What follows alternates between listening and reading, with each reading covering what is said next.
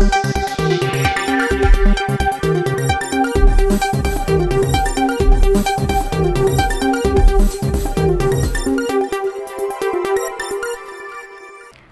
ಈ ನ್ಯೂಸ್ ಟಿವಿಯ ಸ್ಪೀಡ್ ನ್ಯೂಸ್ಗೆ ಸ್ವಾಗತ. ನಾನು ಸ್ಮಿತಾ ಕಮಲ್. ದೇಶ ಮತ್ತು ರಾಜ್ಯದ ಸಮಗ್ರ ಸುದ್ದಿಗಳು ಹಾಗೂ ಸ್ಥಳೀಯ ವಿದ್ಯಮಾನಗಳ ಫಟಾಫಟ್ ಸುದ್ದಿಗಳು.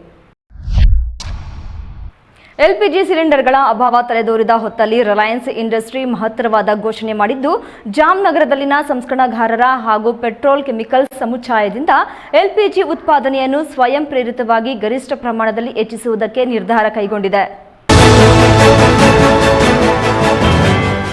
ಮಧ್ಯಪ್ರಾಚ್ಯದಲ್ಲಿ ಯುದ್ಧದ ಪರಿಣಾಮವಾಗಿ ಕರ್ನಾಟಕ ಸೇರಿ ಭಾರತದ ಹಲವೆಡೆ ಎಲ್ಪಿಜಿ ಸಿಲಿಂಡರ್ಗಳ ಅಭಾವ ತಲೆದೋರಿದೆ. ಈ ಹೊತ್ತಲ್ಲಿ ರಿಲಯನ್ಸ್ ಇಂಡಸ್ಟ್ರೀಸ್ ಮಹತ್ತರವಾದ ಘೋಷಣೆ ಮಾಡಿದ್ದು, ಜಾಮ್ನಗರದಲ್ಲಿನ ಸಂಸ್ಕರಣಾಗಾರ ಹಾಗೂ ಪೆಟ್ರೋಕೆಮಿಕಲ್ಸ್ ಸಮುಚ್ಚಯದಿಂದ ಎಲ್ಪಿಜಿ ಉತ್ಪಾದನೆಯನ್ನು ಸ್ವಯಂ ಪ್ರೇರಿತವಾಗಿ ಗರಿಷ್ಠ ಪ್ರಮಾಣದಲ್ಲಿ ಹೆಚ್ಚಿಸುವುದಕ್ಕೆ ನಿರ್ಧಾರ ಕೈಗೊಂಡಿರುವುದಾಗಿ ತಿಳಿಸಿದೆ. ಜಾಮ್ನಗರದಲ್ಲಿ ಇರುವ ಈ ಘಟಕ ವಿಶ್ವದಲ್ಲಿಯೇ ಅತಿ ದೊಡ್ಡ ಸಂಯೋಜಿತ ಸಂಸ್ಕರಣೆ ಹಬ್ ಎಂದು ದಾಖಲೆಗೆ ಪಾತ್ರವಾಗಿದೆ ಎಂದು ಕಂಪನಿ ಹೇಳಿದ್ದು, ಉತ್ಪಾದನೆ ಆದ ಅನಿಲವನ್ನು ಆದ್ಯತೆ ವಲಯಗಳಿಗೆ ಪೂರೈಕೆ ಮಾಡಲಾಗುವುದು. ರಾಷ್ಟ್ರೀಯ ಇಂಧನ ಆದ್ಯತೆಗಳು ಹಾಗೂ ಸರ್ಕಾರಿ ಮಾರ್ಗದರ್ಶನದ ಅನ್ವಯ ಆದ್ಯತಾ ವಲಯಗಳಿಗೆ ಪೂರೈಕೆ ಬೆಂಬಲ ನೀಡುವುದಕ್ಕಾಗಿ ಈ ಮಹತ್ವದ ಘೋಷಣೆ ಮಾಡಿರುವುದಾಗಿ ಕಂಪನಿ ತಿಳಿಸಿದೆ.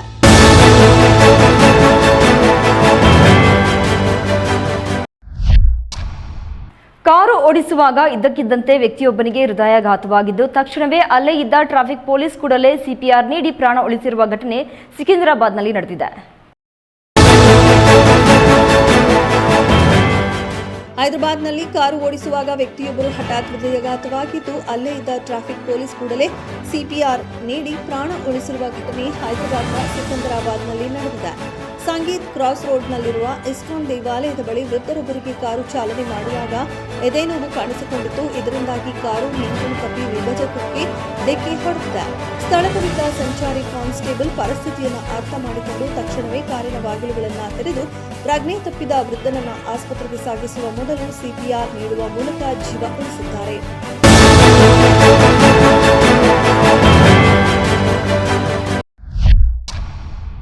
ಹಾಡು ಹಗಲೇ ಯುವಕನ ಮೇಲೆ ಮಾರಕಾಸ್ತ್ರಗಳಿಂದ ದಾಳಿ ಮಾಡಿರುವ ಆಘಾತಕಾರಿ ಘಟನೆ ಬೆಂಗಳೂರಿನಲ್ಲಿ ನಡೆದಿದ್ದು, ಪೊಲೀಸರ ಭಯವೇ ಇಲ್ಲದಂತೆ ದುಷ್ಕರ್ಮಿಗಳು ಅಟ್ಟಹಾಸ ಮೆರೆದಿದ್ದಾರೆ.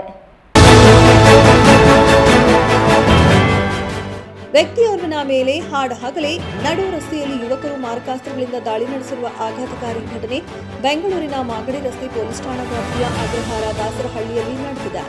ಮಾರ್ಚ್ 9ರಂದೇ ನಡೆದಿರುವ ಘಟನೆ ತಡವಾಗಿ ಬೆಳಕಿಗೆ ಬಂದಿದ್ದು, ಪೊಲೀಸರ ಭಯವೇ ಇಲ್ಲದಂತೆ ದುಷ್ಕರ್ಮಿಗಳು ಅಟ್ಟಹಾಸ ಮೆರೆದಿದ್ದಾರೆ. ಸಂತೋಷ್ ಎಂಬಾತನ ಮೇಲೆ ಡೆಡ್ಲಿ ಅಟ್ಯಾಕ್ ನಡೆದಿದ್ದು, ಒಂದೆರಡಲ್ಲ ಬರೋಬ್ಬರಿ 68 ಬಾರಿ ಮಾರಕಾಸ್ತ್ರಗಳಿಂದ ದಾಳಿ ನಡೆದಿದೆ. ದಾಳಿ ನಡೆಸಿರೋದು ಶರತ್ ಮತ್ತು ಗ್ಯಾಂಗ್ ಎಂಬುದು ಗೊತ್ತಾಗಿದ್ದು, ಅಟ್ಯಾಕ್ ಬಳಿಕ ಆರೋಪಿಗಳು ಡ್ಯಾನ್ಸ್ ಮಾಡಿ ವಿಕೃತಿ ಕೂಡ ಮೆರೆದಿದ್ದಾರೆ.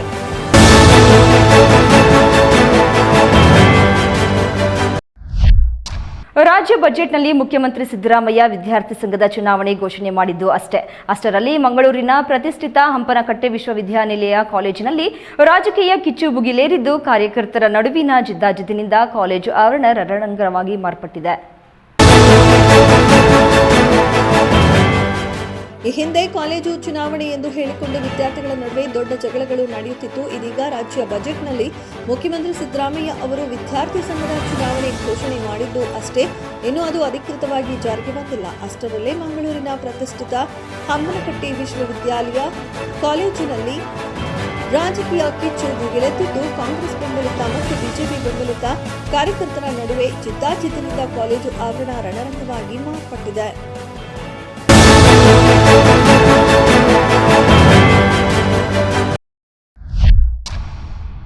ವಾಣಿಜ್ಯ ಸಿಲಿಂಡರ್ಗಳ ಪೂರೈಕೆಯಲ್ಲಿ ವ್ಯತ್ಯಯ ಉಂಟಾಗಿರುವ ಹಿನ್ನೆಲೆಯಲ್ಲಿ ಹೋಟೆಲ್ ಮಾಲೀಕರು ಗ್ಯಾಸ್ ಹೆಚ್ಚು ಬಳಕೆಯಾಗುವ ಆಹಾರ ಪದಾರ್ಥಗಳನ್ನು ತಯಾರಿಸದಿರಲು ಮಹತ್ವದ ನಿರ್ಧಾರ ಕೈಗೊಂಡಿದ್ದಾರೆ. ಬೆಂಗಳೂರಿನಲ್ಲಿ ಎಲ್ಪಿಜಿ ಸಿಲಿಂಡರ್ ಹಾಹಾಕಾರ ಮಿತಿಮೀರಿದೆ. ವಾಣಿಜ್ಯ ಸಿಲಿಂಡರ್ಗಳ ಪೂರೈಕೆಯಲ್ಲಿ ತೀವ್ರ ವ್ಯತ್ಯಯ ಉಂಟಾಗಿರುವ ಹಿನ್ನೆಲೆಯಲ್ಲಿ ಹೋಟೆಲ್ ಮಾಲೀಕರು ಗ್ಯಾಸ್ ಹೆಚ್ಚು ಬಳಕೆಯಾಗುವ ಆಹಾರ ಪದಾರ್ಥಗಳನ್ನು ತಯಾರಿಸದಿರಲು ಮಹತ್ವದ ನಿರ್ಧಾರ ಕೈಗೊಂಡಿದ್ದಾರೆ. ಅತಿ ಹೆಚ್ಚು ಗ್ಯಾಸ್ ವ್ಯಯವಾಗುವ ಉದ್ದಿನ ವಡೆ, ಬಜ್ಜಿ, ಪಕೋಡಾ, ಪೂರಿ ಮತ್ತು ಗೋಬಿ ಮಂಚೂರಿಯನ್ನಂತಹ ಸ್ನಾಕ್ಸ್ ತಿಂಡಿಗಳನ್ನು ಸದ್ಯಕ್ಕೆ ಸ್ಥಗಿತಗೊಳಿಸಲು ನಿರ್ಧರಿಸಲಾಗಿದೆ.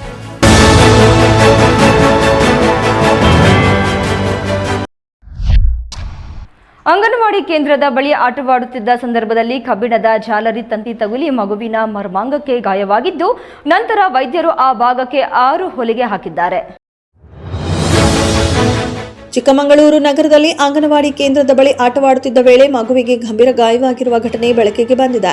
ಆಟವಾಡುವ ಸಂದರ್ಭದಲ್ಲಿ ಕಬ್ಬಿಣದ ಜಾಲರಿ ತಂತಿ ತಗುಲಿ ಮಗುವಿನ ಮರ್ಮಾಂಗಕ್ಕೆ ಗಾಯವಾಗಿದ್ದು, ನಂತರ ವೈದ್ಯರು ಆ ಭಾಗಕ್ಕೆ 6 ಹೊಲಿಗೆ ಹಾಕಿದ್ದಾರೆ. ಈ ಘಟನೆ ಚಿಕ್ಕಮಗಳೂರು ನಗರದ ಗೌರಿ ಕಾಲುವೆ ಚಿಕ್ಕಮಗಳೂರು ಬಡಾವಣೆಯ ಅಂಗನವಾಡಿ ಕೇಂದ್ರದ ಬಳಿ ನಡೆದಿದೆ. 200 ವರ್ಷಗಳ ಇತಿಹಾಸವಿರುವ ವೀರನಾಗಮ್ಮ ತಾಯಿ ದೇವಸ್ಥಾನದಲ್ಲಿ ಕಳ್ಳತನ ನಡೆದಿದ್ದು, ಗ್ಯಾಸ್ ಕಟ್ಟರ್ ಬಳಸಿ ದೇವಸ್ಥಾನದ 3 ಬಾಗಿಲುಗಳನ್ನು ಕಟ್ ಮಾಡಿ 1 ಕೋಟಿ ಮೌಲ್ಯದ ಒಡವೆಗಳನ್ನು ಕಳ್ಳರು ದೋಚಿ ಪರಾರಿಯಾಗಿದ್ದಾರೆ. ತುಮಕೂರು ಜಿಲ್ಲೆಯ ಕೊರಟಗೆರೆ ತಾಲೂಕಿನ ವಡ್ಡಗೆರೆ ಗ್ರಾಮದಲ್ಲಿರುವ ಸುಮಾರು 200 ವರ್ಷಗಳ ಇತಿಹಾಸದ ವೀರನಾಗಮ್ಮ ತಾಯಿ ದೇವಸ್ಥಾನದಲ್ಲಿ ಕಳ್ಳತನ ನಡೆದಿದೆ. ಗ್ಯಾಸ್ ಕಟ್ಟರ್ ಬಳಸಿ ದೇವಸ್ಥಾನದ 3 ಬಾಗಿಲುಗಳನ್ನು ಕಟ್ ಮಾಡಿ ಸುಮಾರು 30 ಕೆಜಿ ಬೆಳ್ಳಿ ಹಾಗೂ 10 ಗ್ರಾಂ ಬಂಗಾರ ಸೇರಿ 1 ಕೋಟಿ ರೂಪಾಯಿ ಮೌಲ್ಯದ ಒಡವೆಗಳನ್ನು ಕಳ್ಳರು ದೋಚಿ ಪರಾರಿಯಾಗಿದ್ದಾರೆ. ದೇವಸ್ಥಾನದ ವಿದ್ಯುತ್ ಸಂಪರ್ಕ ಕಡಿತಗೊಳಿಸಿ ಸಿಸಿ ಕ್ಯಾಮೆರಾ ಡಿವಿಆರ್ ಕೂಡ ಕೊಂಡೊಯ್ದಿರುವುದು ಪತ್ತೆಯಾಗಿದೆ. ಘಟನಾ ಸ್ಥಳಕ್ಕೆ ಜಿಲ್ಲಾ ಪೊಲೀಸ್ ಅಧಿಕಾರಿಗಳು ಭೇಟಿ ನೀಡಿ ಪರಿಶೀಲನೆ ನಡೆಸಿದ್ದು, ಆರೋಪಿಗಳ ಪತ್ತೆಗೆ ವಿಶೇಷ ತಂಡ ರಚಿಸಲಾಗಿದೆ.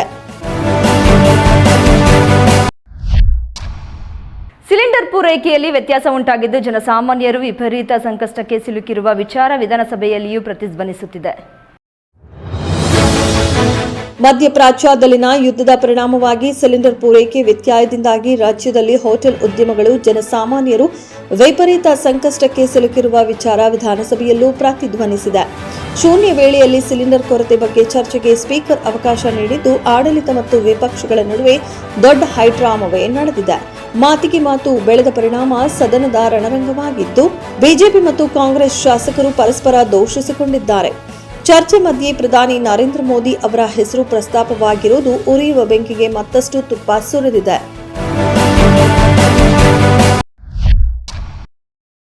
ನರೇಂದ್ರ ಮೋದಿ ನೇತೃತ್ವದ ಸರ್ಕಾರವು ಮದುರೈ ಅನ್ನು ಅಂತಾರಾಷ್ಟ್ರೀಯ ವಿಮಾನ ನಿಲ್ದಾಣವಾಗಿ ಘೋಷಿಸಿದ್ದು, ರಾಜ್ಯದ ಹುಬ್ಬಳ್ಳಿ ಮತ್ತು ಬೆಳಗಾವಿ ವಿಮಾನ ನಿಲ್ದಾಣಗಳ ಬಗ್ಗೆ ಇಂತಹ ನಿರ್ಧಾರ ಘೋಷಿಸದೇ ಇರುವುದು ತಾರತಮ್ಯ ಧೋರಣೆಯ ಪ್ರದರ್ಶನವಾಗಿದೆ ಎಂದು ಸಚಿವ ಎಂಬಿ ಪಾಟೀಲ್ ಪ್ರಶ್ನಿಸಿದ್ದಾರೆ.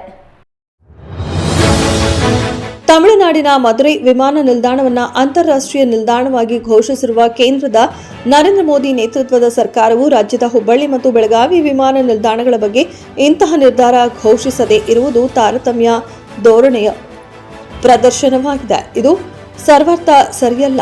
ಅವರಿಗೆ ಬೆಣ್ಣೆ ನಮಗೆ ಸುಣ್ಣ ಅಂದ್ರೆ ಹೇಗೆ ಎಂದು ಮೂಲಸೌಕರ್ಯ ಅಭಿವೃದ್ಧಿ ಸಚಿವ ಎಂಬಿ ಪಾಟೀಲ್ ಪ್ರಶ್ನಿಸಿದ್ದಾರೆ. ಸೋಲಾರ್ ವಿದ್ಯುತ್ ಕಂಬಗಳ ನೆಪದಲ್ಲಿ ಬೇಸಿಗೆಯಲ್ಲಿ ಜನರಿಗೆ ನೆರಳು ನೀಡುವ ಮರಗಳನ್ನು ಕಟಾವು ಮಾಡಿರುವುದಕ್ಕೆ ಗುಡಿಬಂಡೆಯ ಗ್ರಾಮಸ್ಥರು ಹಾಗೂ ಪ್ರಯಾಣಿಕರು ತೀವ್ರ ಆಕ್ರೋಶ ವ್ಯಕ್ತಪಡಿಸಿದ್ದಾರೆ. ಚಿಕ್ಕಬಳ್ಳಾಪುರ ಜಿಲ್ಲೆಯ ಗುಡಿಬಂಡೆ ರಾಮಪಟ್ಟಣ ರಸ್ತೆಯಲ್ಲಿ ಸೋಲಾರ್ ವಿದ್ಯುತ್ ಕಂಬಗಳ ನೆಪದಲ್ಲಿ ರಸ್ತೆ ಬದಿ ಮರಗಳನ್ನು ಕತ್ತರಿಸಿರುವ ಘಟನೆ ನಡೆದಿದೆ. ಬೇಸಿಗೆಯಲ್ಲಿ ಜನರಿಗೆ ನೆರಳು ನೀಡುವ ಮರಗಳನ್ನು ಕಟಾವು ಮಾಡಿರುವುದಕ್ಕೆ ಗ್ರಾಮಸ್ಥರು ಹಾಗೂ ಪ್ರಯಾಣಿಕರು ತೀವ್ರ ಆಕ್ರೋಶ ವ್ಯಕ್ತಪಡಿಸಿದ್ದಾರೆ. ಅರಣ್ಯ ಇಲಾಖೆಗೆ ಸೇರಿದ ಮರಗಳನ್ನು ಎಗ್ಗಿಲ್ಲದೆ ಕಡಿದರೂ ಅಧಿಕಾರಿಗಳು ಕಣ್ಮುಚ್ಚಿ ಕುಳಿತಿದ್ದಾರೆ ಎಂದು ಸ್ಥಳೀಯರು ಆರೋಪಿಸಿದ್ದಾರೆ. ಮರಗಳನ್ನು ಕಡಿಯುವುದು ಅಭಿವೃದ್ಧಿನಾ ಎಂದು ಸಾರ್ವಜನಿಕರು ಸದ್ಯ ಪ್ರಶ್ನಿಸಿದ್ದಾರೆ. ಈ ನ್ಯೂಸ್ ಟಿವಿಯ ಸ್ಪೀಡ್ ನ್ಯೂಸ್ ಜೊತೆಗೆ ತಪ್ಪದೇ ವೀಕ್ಷಿಸಿ. ಈ ನ್ಯೂಸ್ ಟಿವಿಯ ಮುಖ್ಯ ಸಂಚಿಕೆ ರಾತ್ರಿ 8:30ಕ್ಕೆ.